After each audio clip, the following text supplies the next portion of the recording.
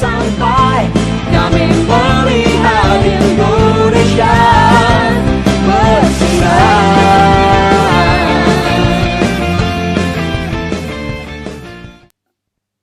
Assalamualaikum warahmatullahi wabarakatuh. Selamat sore, salam sejahtera buat kita semua. Saya Agus Karyanto, Ketua Garda Mencegah dan Mengobati GMDM Kabupaten Tangerang. Menurut Impres nomor 2 tahun 2020, kami BNN Provinsi Banten dan GMDM Kabupaten Tangerang bekerja sama dalam rencana aksi nasional P4GN yang akan diisi oleh para pemateri atau sumber-sumber yang berkompeten di dalamnya. Dan pada sore hari ini sudah hadir di tengah-tengah kita Kabid P2M BNN Provinsi Banten AKBP Abdul Majid.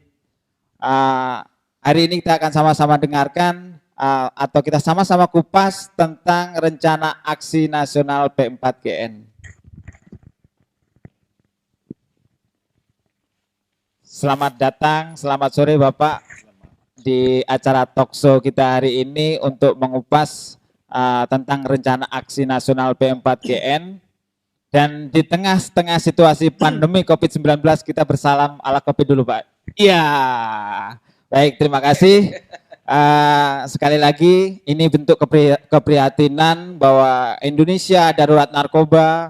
Presiden menyatakan perang dengan narkoba.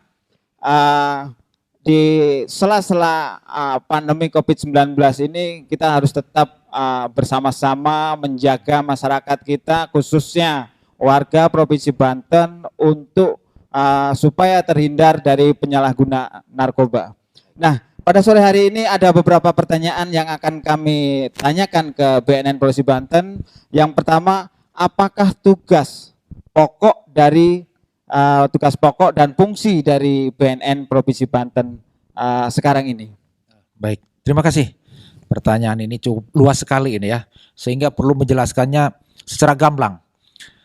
Baik pemirsa, jadi tugas pokok daripada Badan Narkotika Nasional yaitu melakukan pencegahan, pemberantasan, penyalahgunaan peredaran gelap narkoba.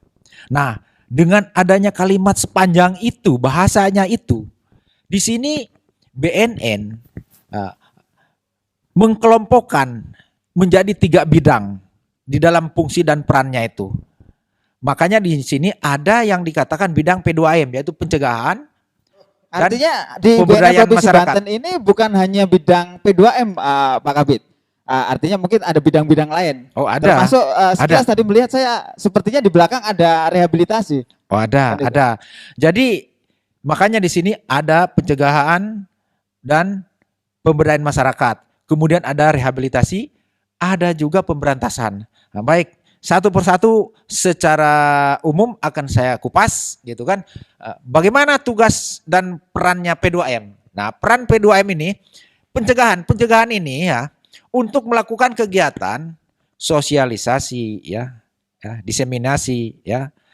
Itu diantaranya. Seperti apa yang dilakukannya? Sosialisasi ini kan penyebarluasan informasi. Apakah itu dilakukannya secara langsung, tatap muka dengan masyarakat atau khalayak ramai, atau melalui media? Ya media sosial, ya mau Instagram, kayak mau YouTube, mau Twitter atau Facebook, atau media elektronik, atau media TV lainnya, atau media cetak.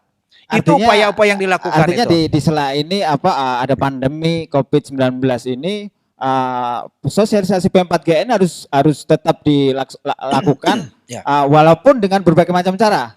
Betul. Wah luar biasa sekali ini Betul. BNN Provinsi Banten. Jangan menjadikan halangan untuk melaksanakan tugas dari penyebar luasan informasi karena masyarakat itu penting untuk mengetahui begitu terhadap ancaman bahaya narkoba itu begitu masif untuk saat ini. Makanya Presiden itu menerbitkan instruksi Presiden nomor 2 tahun 2020 ya. Masa bakti Inpres ini dari 2020 sampai 2024 apa sih yang harus dilakukan oleh kita ya? Itu nanti akan saya jelaskan ya. Cuman nah, dari tadi itu pencegahan. Kemudian ada pemberdayaan masyarakat. Pemberdayaan masyarakat ini ya, di sini BNN harus mampu bekerja sama dengan instansi pemerintah ya atau dengan lingkungan pekerja ya, baik pemerintah maupun swasta, dengan lingkungan pendidikan maupun dengan lingkungan masyarakat. Nah ini, tiga lingkungan ini harus disentuh, harus ada kerjasama. Karena kalau tanpa mereka, betapa banyaknya tugas yang harus disampaikan, sementara kekuatan SDM BNN itu terbatas, anggaran terbatas, SDM-nya terbatas, jadi nggak akan sampai target kita. Tapi dengan ada metode yang kita buat, Artinya gini Pak Kabit, mungkin ya. Artinya dalam rencana aksi nasional P4GN ini terkait masalah pemberantasan atau pencegahan, itu sebenarnya berarti secara tidak langsung itu bukan hanya sekedar tugas dari mungkin kalau di sini BNN atau tugas dari TNI atau Polri. Artinya terkait masalah P4GN ini adalah tugas semua masyarakat untuk mengontrol supaya apa para bandar ini susah untuk mengedarkan narkoba khususnya di Provinsi Banten ini. Artinya butuh support dari semuanya, terutama dari kalangan masyarakat. Betul, karena di situ sudah diatur juga di dalam Undang-Undang Narkotik ya, Undang 35 tahun 2009, di dalam pasal 104 itu, di situ ada partisipasi masyarakat. Nah, artinya saya dengan masuknya partisipasi masyarakat di situ, maka inilah untuk menjadikan pegangan BNN untuk melakukan kerjasama. Artinya tanggung jawab pemberantasan penyalahgunaan peredaran gelap narkoba ini bukan tugas BNN aja, tapi tugas Anda juga selaku masyarakat, ya, selaku aparat-aparat yang lainnya. Makanya kita punya program ini untuk GMDN. Program kita ini selain untuk Desa Bersinar, rencana aksi nasional ini, kita juga punya program apa? Sekolah Bersinar. Sekolah bersih narkoba, seperti program yang sudah pernah kita lakukan, yaitu program Go to School. Itu kan sudah dilakukan oleh GMDM Kabupaten Tangerang dan kabupaten-kabupaten yang lainnya. Itu diantaranya. Itu program. Sebenarnya kalau berbicara program-program BNN itu sendiri terkait masalah Desa Bersinar, Go to School, yang kami rasakan, kami domisili di Kabupaten Tangerang, itu memang terlihat dampak perubahan. Masyarakat sudah makin sadar, anak-anak sekolah sudah makin mengetahui bahwa orang memakai narkoba, kalau boleh saya sampaikan, cuma ada 3 pilihan. Mudah-mudahan jangan dipilih salah satunya. Orang memakai narkoba, satu pasti ditangkap polisi ketika ketahuan. Betul ya Pak Kabit ya? Yang kedua ketika ketahuan, ketika menjadi pecandu penyalahgunaan narkoba, yang kedua yaitu masuk rumah sakit karena menjadi pecandu. Yang ketiga, ini pilihan yang paling tragis. Yang ketiga, ketika orang menjadi pecandu narkoba, yang ujung-ujungnya pasti mati Pak Kabit. Nah, artinya ini 3 pilihan yang tidak harus dipilih. Mudah-mudahan masyarakat lebih sadar bahwa tidak ada untungnya orang memakai narkoba. Nah, tadi udah dijelaskan ya terkait masalah pencegahan. Nah, di sini pemberdayaan saya belum lengkap tadi itu. Pemberdayaan masyarakat itu selain masyarakat yang membantu tugas-tugas daripada BNN atau tugas-tugas kepolisian, di sini ada fungsi-fungsi badan usaha milik negara juga yang membantu tugas-tugas daripada BNN. Ini mereka ada yang dikatakan badan usaha milik negara untuk negeri atau BUMN untuk negeri. Nah, mereka membantu BNN dalam hal pemberdayaan alternatif, misalkan kawasan rentan terhadap bahaya narkoba atau mantan pengguna narkoba atau mantan narapidana narkoba itu tidak boleh dikucilkan, kita ambil mereka. Nah, ini kita bina, kita latih, kita berikan keterampilan. Mohon maaf, ini di depan ini ada bunga, ini kayaknya suatu karya yang bisa mungkin disalurkan terkait masalah BUMN hadir untuk negeri. Artinya ketika orang menjadi daerah yang rentan penyalahgunaan narkoba ataupun orang yang mantan pecandu yang harus dibekali keterampilan. Mungkin salah satunya bisa dikasih contoh, ini hasil karya apa? Nah, ini salah satu contoh juga ini ya. Ini anak-anak binaan kami, mantan pengguna narkoba, mantan pecandu narkoba, di mana dalam hal ini BNN bekerja sama dengan BUMN, dengan instansi pemerintahan daerah, dengan instansi vertikal. Kita mengadakan kegiatan pelatihan keterampilan. Keterampilannya itu cara merangkai bunga, kemudian cara membengkel motor, tambal ban atau cara membuat sepatu, membuat sendal itu yang sudah kami lakukan. Itu diantaranya. Nah, dengan kemampuan keterampilan yang mereka miliki, itu mudah-mudahan bisa bermanfaat bagi yang bersangkutan untuk mencari nafkah selanjutnya atau kehidupan selanjutnya. Luar Itu. biasa sekali karena menurut pandangan masyarakat juga yang jadi masalah ketika orang sudah selesai untuk direhabilitasi, cuma ketika dikembalikan ke masyarakat tidak dibekali dengan keterampilan ataupun dipersiapkan untuk bisa berkarya. Karena kalau menurut pandangan kami, ketika orang pecandu diobati selesai sembuh dengan tidak dibekali keterampilan, itu akan sangat rentan kembali untuk kembali ke habitatnya untuk memakai narkoba lagi. Itu sangat luar biasa. Ya. Nah, itu tadi ya fungsi daripada pencegahan dan pemberdayaan masyarakat. Ada lagi fungsi yang dikatakan fungsi rehabilitasi. Ya, nanti secara detail sama orang yang lebih berkompeten ya di bidang rehabilitasi. Tapi secara umum bahwa pengguna ya atau korban kejahatan sindikat narkoba itu wajib direhabilitasi. Ya, mekanisme dan teknisnya ada aturannya di dalam Undang-Undang Tindak Pidana Narkotika. Di mana di situ ada pasal 54, ada pasal 55, ada 103, ada pasal 127. Nah, di situ ya pasal 127 itu pengguna narkoba itu ya itu harus direhabilitasi. Artinya yang murni pengguna atau penyalahguna narkoba. Kalau bandar bagaimana Pak Kabit? Kalau bandar ya harus tembak mati ya. Harus dihukum mati lah kalau bandar sesuai dengan skalanya. Harus tegas juga kan. Harus tegas. Itu, ya. Jadi kita juga berharap kepada hakim sesuai pasal 103 itu ya Undang-Undang Tindak Pidana Narkotika. Jadi dapat istilahnya untuk memutuskan kepada pengguna narkoba itu untuk direhabilitasi baik secara medis maupun sosial. Walaupun dengan putusan hukuman mungkin berapa bulan, berapa tahun, mereka menjalani hukuman tersebut ya dengan cara direhabilitasi dan baik secara medis maupun sosial. Nah itu jadi pertimbangan hakim itu dapat hakim itu untuk memutuskan begitu. Tapi kalau untuk pengguna, tapi kalau untuk bandar atau kurir ya hakim yang bisa menentukan sendiri. Kalau sudah bandar besar membahayakan keselamatan bangsa negara, ya gak usah ragu-ragu, harapan kita hukuman mati. Kenapa? Kalau gak hukuman mati, pemerintah berat juga nanti ngasih makannya. Seperti contoh sekarang, overload.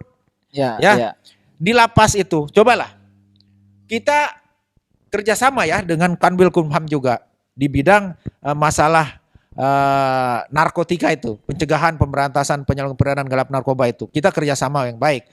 Di situ betapa prihatinnya saya melihat itu dari kondisi lembaga pemasarakan begitu ya sesuai. Kalau satu blok ini diisi yang semestinya sekian ratus, taunya sekian ribu. Nah, kira-kira begitu. Sekarang ini kan banyak terjadi kerusuhan-kerusuhan di lapas. Makanya itu. Yang saya sampaikan udah bahwa tadi overload. Artinya semua berawal dari narkoba. Ya. Semua permasalahan berawal dari narkoba. Mungkin untuk pertanyaan selanjutnya karena masih banyak yang akan kita kupas. Nah, bagaimana strategi dari BNN untuk memerangi narkoba ini khususnya di Provinsi Banten ini? Karena kami lihat makin hari penyalahguna narkoba di Provinsi Banten ini sangat luar biasa. Bahkan di Kabupaten Tangerang ini sekarang ini masuk zona merah penyalahguna narkoba. Mungkin bisa dikupas Pak Kabit terkait masalah bagaimana strategi BNN untuk memerangi narkoba yang ada di Provinsi Banten ini. Jadi strategi BNN dalam hal memerangi narkoba ini ya, karena narkoba ini kan diatur di dalam Undang-Undang Tindak Pidana Narkoba itu. Artinya di sini pemerintah juga harus mampu menyediakan narkotik itu atau narkoba itu untuk kepentingan medis, untuk kepentingan kesehatan ya, atau untuk ilmu pengetahuan. Bukan berarti tidak boleh, boleh. Bahkan pemerintah itu harus mampu menyediakan ya. Sebatas tidak disalahgunakan.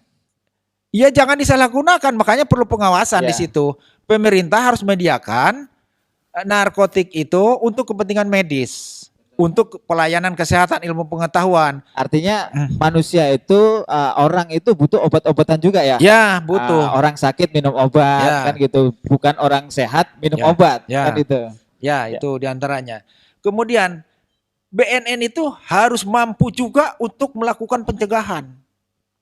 Harus mampu untuk melindungi bangsa dan negara. Ya. Kemudian harus mampu melakukan pemberantasan. Ya. Seperti apa? Kita di pemberantasan itu ada penyelidikan, ada penyidikan, ada tindak pidana pencucian uang, ada interdiksi, ya.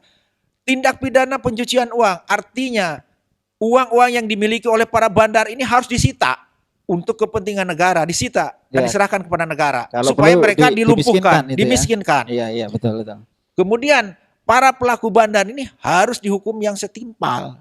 Ya. Kalau memang itu masuk ke kategori pasal 111, 112, 114, 132, ya gak usah ragu-ragu. Hakim itu harus memutuskan Ya. yang seadil-adilnya. Jangan sampai memang bandar malah ringan hukumannya. Kasih hukuman yang maksimal itu. Supaya jerak, bila perlu hukuman mati. Kalau hukum mati juga jangan terlalu lama eksekusinya. Betul, betul. Lama-lama di dalam penjara malah tambah meningkat prestasinya. Ya. Jadi pengendali agen bandar narkoba itu. Makanya ya harapan kita apabila sudah eksekusi sudah ada putusan hakim, proses itu jangan lama-lama. Kalau banding, kasasi, peninjauan kembali udah cepet-cepet eksekusi. Ini Ya itu mau menarik kita. sekali. Ini menarik sekali Pak Kabit. Jadi Mau kita. pemerintah sendiri pernah melakukan hukuman mati terhadap para bandar narkoba ini. Ya. Cuma pertanyaannya kenapa? Seolah-olah para bandar ini tidak takut. Tidak Ya. takut dengan hukuman yang sudah terjadi di Indonesia. Bahkan seolah-olah malah makin banyak di bandar. Seolah-olah Ya. makin banyak. Nah, apakah bisnis narkoba ini sangat menggiurkan masyarakat Ya. sampai narkoba ini banyak masuk di Indonesia? Ya. Dan bahkan belum lama kemarin BNN Provinsi Banten ini memusnahkan 50 kg ganja. Ya. Artinya ya emang ini butuh penanganan serius Ya. karena di sini mohon maaf mungkin orang masuk ke dalam jerat narkoba karena tidak memiliki kesibukan atau pekerjaan, akhirnya tergiur oleh Ya. hasil-hasil yang menggiurkan oleh Ya. perdagangan narkoba itu. Ya, betul. Memang ya itulah keimanan kita, agama kita ya yang harus kita pegang itu. Karena tidak ada agama yang menyuruh melakukan kejahatan ya. Ya, Makanya keimanan itu perlu ditingkatkan. Orang yang tidak punya iman atau imannya lemah itu akan tergiur ya. Karena di situ iming-imingnya begitu besar ya. Jangankan orang yang memang keterbatasan ekonomi atau lapangan kerjanya nggak punya misalkan ya. Orang aparat saja bisa tergiur kalau memang imannya kurang karena begitu besar disparitas harganya. Salah satu contoh harga narkotik misalkan atau sabu ya di Tiongkok itu cuman antara 20 juta sampai 50 juta. Begitu masuk ke Indonesia 1,5 M. 1,5 1,5 M. Ya. Di Iran 50 juta ya. 1 kilonya. Di kita 1,5 bahkan sampai 2 M sekarang. Nah, bagaimana upaya-upaya BNN dalam melakukan pencegahan ini? Kita melakukan kegiatan interdiksi. Pencegahan di perbatasan karena 80% ya penyelundupan itu melalui jalur laut, jalur darat. Kalau ke udara ada border di situ, ya. Banyak pengawasannya di situ. Makanya cuma 20% kalau orang berani lewat ke bandara itu di situ kebanyakan gagal untuk masuk karena begitu banyak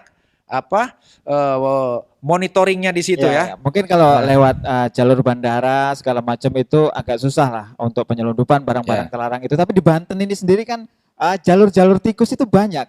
Ada pelabuhan-pelabuhan kecil, nah kan kepulauan-kepulauan di Indonesia. Mungkin bisa juga transaksi di tengah laut. Nah, ini strategi apa yang dilakukan oleh BNN Provinsi Banten ini? Ini sudah kami lakukan ya. Memang Banten ini memiliki pantai yang begitu luas, 530 mil ya. Pantai dari perbatasan Jawa Barat sampai DKI Jakarta itu. Hampir 900 kilo ya. Nah di sini memang ya kita kerjasama juga dengan pihak kepolisian Airut ya. Kita melakukan kegiatan interdiksi atau patroli di perairan yang dianggap rawan. Dulu pernah dapat informasi ya, mau ada penyelundupan dari Tiongkok ya. Kita kerjasama dengan Airut, dengan Bakamla ya. Bahkan dari Mabes Polri, dari BNN RI juga turun tangan semua. Dengan adanya informasi mau masuk, udah masuk ke kita. Nah, kita pantau. Kita bergerak di laut bersama Airut dengan Bakamla. Sehingga pada waktu itu tahun 2018 ya. Ya. Itu yang mau masuk ke Banten nggak jadi. Nyebrang langsung ke Australia. Turun 1 ton informasi yang kami dapatkan di Australia.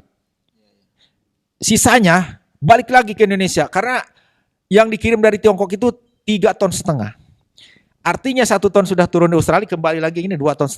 Masih nggak bisa masuk karena kita interdiksi, kita jaga di perbatasan terus. Balik lagi ke Sumatera, mau balik ke negara mereka, kena Mabes Polri dengan BNN di Riau dulu itu. Ya, yang 2,5 ton di BNN itu. Polisi Banten ini melakukan strategi-strategi dengan menjalin komunikasi dengan stakeholder yang di daerah-daerah perbatasan segala macam gitu ya. Nah, ini sedikit mengutip kalau boleh tahu nih. Jadi sabu itu sekarang ini yang marak di tengah-tengah masyarakat Pak Kabit. Nah, kalau ibarat kata nih, ada lolos 1 kilogram sabu, itu idealnya kalau orang pemakai narkotika jenis sabu, itu kalau 1 kilo itu untuk dikonsumsi berapa orang gitu? Ya, itu kan secara umum mereka itu jual paket ya. 1 paket itu rata-rata ya 1 gram itu ya. 1 gram itu biasanya dikonsumsi minimal oleh 1 orang, kadang-kadang bisa orang 4. Orang 4, artinya kalau 1 kilo berarti 4.000 orang. Aja. Artinya ketika BNN bisa menyita atau merampas sabu 1 kilogram, berarti artinya BNN ini menyelamatkan nyawa 4.000 orang. Luar biasa kira-kira begitu. Ini. Ya. Itu kira-kira begitu ya. Dan untuk selanjutnya yaitu rencana yang akan dilakukan oleh BNN ke depan, apalagi di situasi COVID-19 ini harus tetap bergerak karena kami punya kekhawatiran selaku masyarakat, kami selaku penggiat dan selaku masyarakat ada kekhawatiran karena yang sekarang ini kami tangkap pemerintah ini lagi concern atau fokus dalam satu masalah COVID-19. Nah, ini ada kekhawatiran bahwa situasi seperti ini dimanfaatkanlah oleh bandar-bandar itu untuk memasukkan barang-barang terlarang itu ke Indonesia untuk diedarkan karena nggak menutup kemungkinan ini adalah celah kekosongan konsentrasi lah. Baik. Jadi ini tetap konsisten sekalipun kita sedang diserang wabah corona ya, untuk melakukan monitoring, melakukan penyelidikan tetap berjalan kita itu. Karena kita juga melakukan penyelidikan ini melalui teknologi ya. Itu melalui tapping itu ya. Nah, tapi kita rencana aksi ini tetap akan dilaksanakan. Mudah-mudahan kita ini corona ini tidak berlanjut terlalu lama ya. Mungkin sebulan 2 bulan harapan kita itu udah tuntas. Makanya pemerintah sudah mengadakan PSBB sekarang. Intinya masyarakat itu harus patuh dengan peraturan pemerintah, kebijakan pemerintah supaya cepat tuntas. Kita punya rencana aksi nasional ini kan kita ini sesuai instruksi presiden. Di situ kan yang diperintahkan ini kan bukan BNN saja. Semua kementerian lembaga ya, yang setingkat menteri ya, termasuk Pemda. Nah, itu sudah diperintahkan oleh presiden itu untuk melakukan rencana aksi nasional P4GN. Nah, di mana di situ dukungan anggaran juga kan sudah jelas ada. Kalau untuk Desa Bersinar, nah ini menarik sekali nih Pak Kabit terkait masalah anggaran ini. Apalagi kami selaku penggiat terkait masalah kira-kira di situasi COVID-19 ini ada nggak pemangkasan anggaran terutama yang di BNN nih? Kalau kami di BNN ada nggak pemangkasan anggaran untuk dialokasikan untuk membantu pemerintah menangani COVID-19 ini? Oh ya, kalau yang kami dengar ya hampir di semua instansi ada itu ya, termasuk di BNN itu memang namanya darurat harus gotong royong di situ ya. Artinya dengan segala keterbatasan ataupun dipotong segala macam, tetap komitmen BNN sebagai garda terdepan untuk memutus mata rantai para pengedar narkoba ini. Ya itu tetap kita jalan ya. Harapan kita juga sesuai instruksi presiden ini kan di mana kita punya program rencana aksi nasional itu sampai ke tingkat desa kan, desa itu harus mampu menyelenggarakan kegiatan desa bersinar sesuai instruksi presiden, bahkan Kementerian Pedesaan, Mendagri di situ sudah mendukung, peraturan Mendagri juga sudah ada untuk fasilitasi P4GN, di mana dalam hal ini mudah-mudahan karena kita ini harus didukung rencana aksi nasional itu selain ya para penggiat birokrasi untuk melakukan kegiatan sosialisasi, pemerintah daerah juga harus mendukung yaitu dengan supaya kepala desa itu tidak takut untuk melakukan menyerap anggaran untuk kegiatan P4KN. Harapan kita Perda di Banten ini yang dari Perda Banten ini ya supaya bisa ditandatangani oleh gubernur gitu. Karena di tingkat kabupaten kota kita juga Perda belum ada.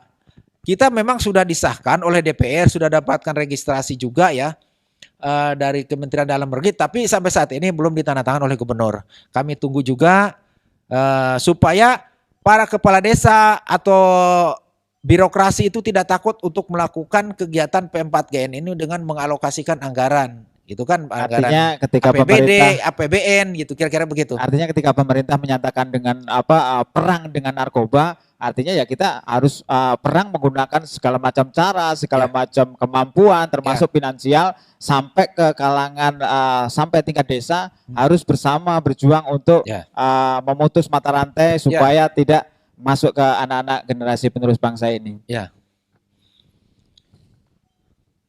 Masih? Oke. Jadi itu tadi ya, jadi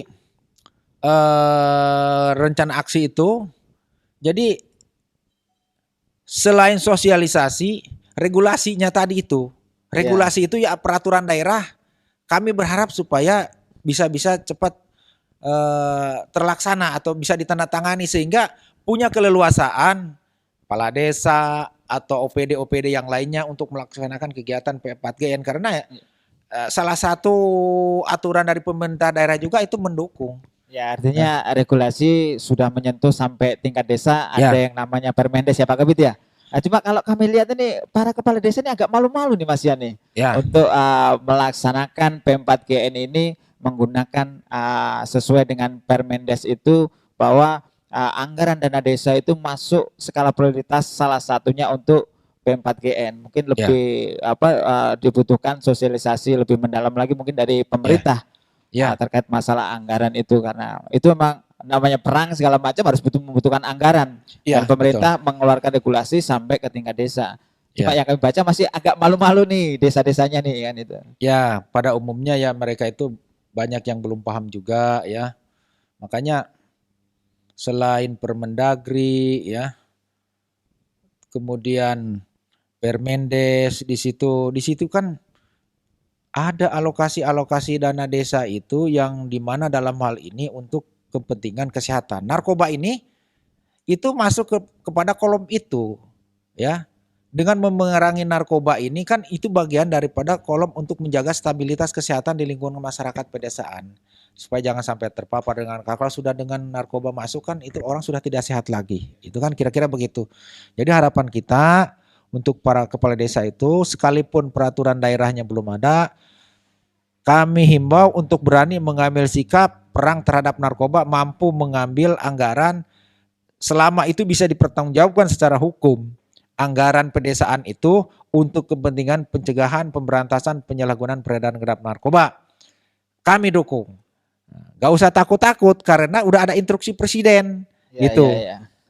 Betul. Menarik sekali Pak Kabid. Mungkin terakhir dari kami sedikit himbauan atau mempertegas ke masyarakat bahwa jangan pernah sekali-kali menggunakan narkoba karena berprestasi tidak menggunakan narkoba. Tidak ada judulnya orang berprestasi menggunakan narkoba. Kami minta himbauan atau ajakan ke masyarakat supaya benar-benar sadar masyarakat bahwa narkoba itu dilarang, narkoba itu merusak mental manusia. Jadi untuk himbauan dari kami dari BNN nanti di sini ada tagline ya yang kami buat. Jadi Banten bersinar ya, Banten bersinar narkoba ini ada bahasa lokal yang kita pakai ya sini. Kultur budaya Banten, waras teteg orang nganggo narkoba. Oke. Ya, baik, terima kasih Pak Kabid atas semua penjelasan. Mudah-mudahan ini semua bermanfaat bagi masyarakat karena BNN bergerak, BNN bekerja untuk menyelamatkan generasi bangsa, untuk Indonesia bersinar, Indonesia bersih dari narkoba. Terima kasih pada presenter. Terima kasih pada pemirsa semua. Sampai ketemu dengan pembicara selanjutnya nanti yang lebih kompetensi di bidangnya. Apakah itu pemberdayaan masyarakat, apa pencegahan, apa rehabilitasi ya. Ini kami tadi secara umum. Terima kasih, selamat menyaksikan. Kalau tidak menyaksikan, hati-hati ya. Terima kasih.